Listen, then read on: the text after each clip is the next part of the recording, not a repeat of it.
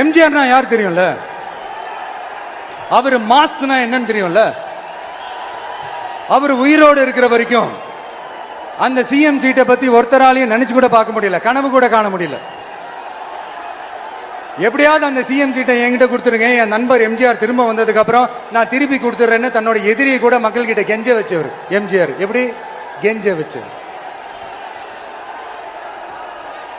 அதனால